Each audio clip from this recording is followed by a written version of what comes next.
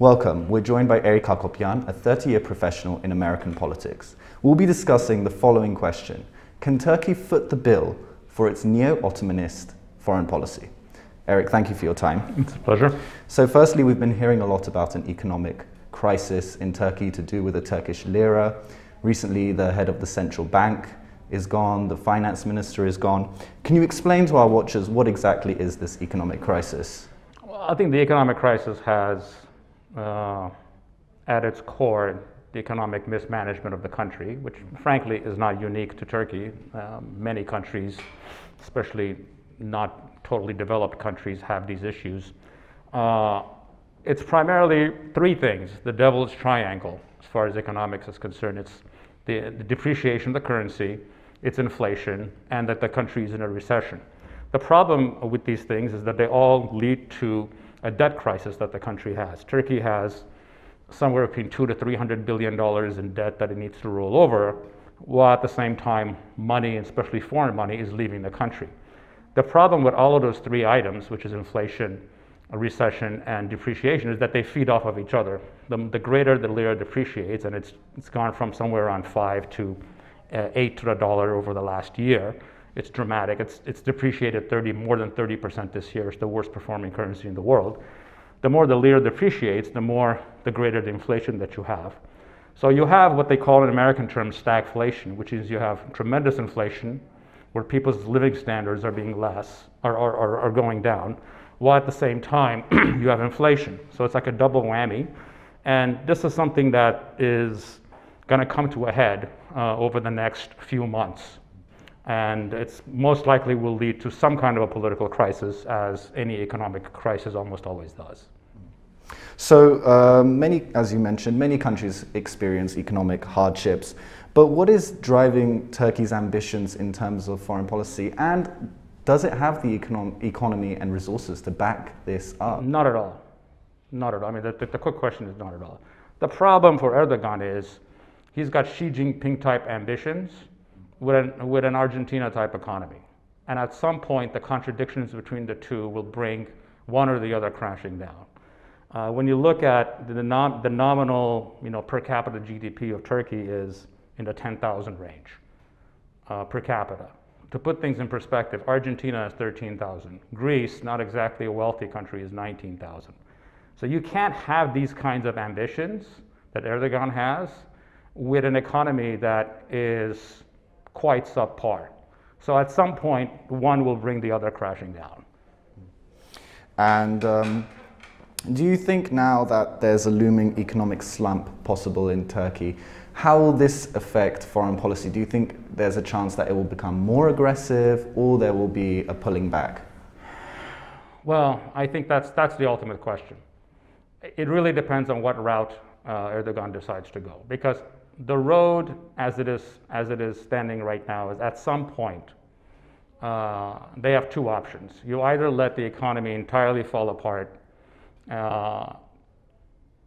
in order to have an independent foreign policy, to have these Neo-Ottoman dreams, sort of like the Iranian model, where you let everything go to hell, but you still have the right to do whatever you want without any pressure, without having to respond to pressure from the international community. Or they have to go in for some kind of a bailout from the IMF, because private banks are not going to bail out Turkey with $200, $300 billion. And part of the problems with Turkey is that a lot of this debt is actually private sector debt. It's not even public sector debt, which complicates things even further. So he has to decide one of the two.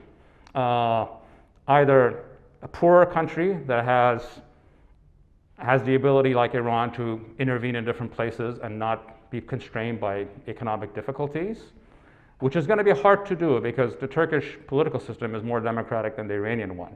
So there's going to be a pushback on that.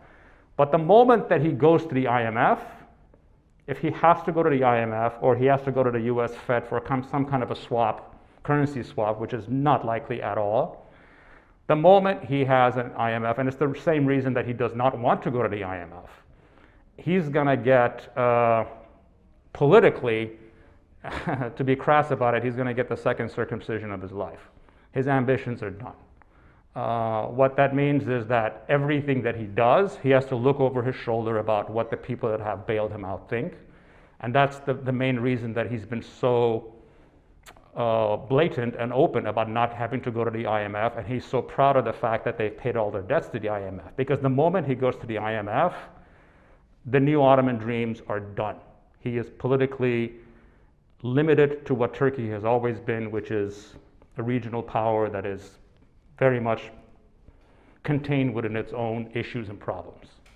And is this good news for the Armenian side in the 2020 Karabakh war, or is the consequences of this economic crisis in Turkey going to be more of a long-term thing? Well, it's good news under any scenario. It's good news because to the extent that Azerbaijan is Turkey and Turkey is Azerbaijan, which is, when it comes to political decision-making, they're one and the same at this point. A bankrupt or a crippled Turkey is a crippled Azerbaijan. A Turkey that needs to look over his shoulder is an Azerbaijan that needs to look over his shoulder.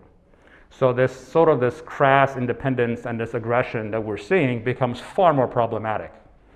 So far, Aliyev has benefited from betting on this wild horse of Erdogan. But once that worm turns, he's in a situation where he is all alone with a diminished political figure and a diminished country, while he, in so many ways, over the last couple of months, has told the rest of the world to go to hell. So yes, it's good news in that sense. Does it change anything in the ground right now? No, not at all. It doesn't change anything. But as we know, this is a process that's going to work itself out over months and years. And a Turkey 2 months from now, 4 months from now, especially after a new US president, the COVID crisis it's dealt with, in that context, in that world, a diminished Turkey is a diminished Azerbaijan, and in that sense, their room to maneuver becomes far tighter. So in that sense, economic problems in Turkey are definitely good for the Armenian side at this point. And finally, I want to ask concurrently, there is talk about a looming economic crisis in Azerbaijan as well. And some people feel that this war was a ploy almost to distract from that. What do you think about Azerbaijan?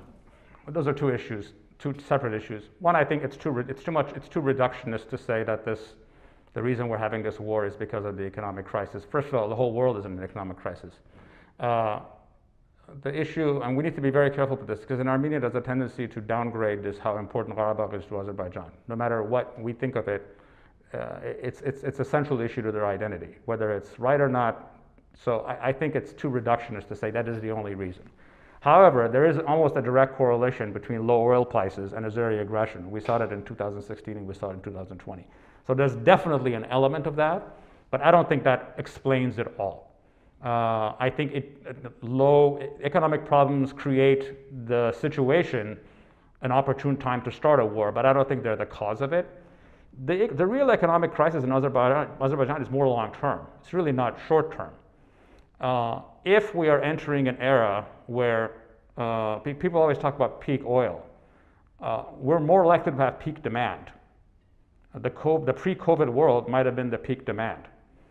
And if we're entering that world, and oil is going to be a commodity that's going to be in that $35 to $40 range for the next 10 years, as the world is moving away from fossil fuels, and it is. I mean, you can look at mandates in China and Germany and all the major countries.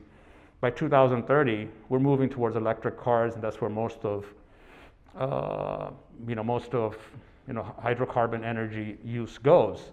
If we're entering an era of consistent lower energy prices and an oversupply of natural gas in the world, which is a fact, and especially if anything in the Mediterranean ones come online, there's going to be an absolute oversupply of gas. The economic problems for Azerbaijan are far more long-term, far more serious, and it means that last 20 years were their best 20 years, and their next 20 years are going to be far more diminished 20 years. Well, Eric, thank you for your time again. Okay, thank you very much. And thank you for joining us on CivilNet.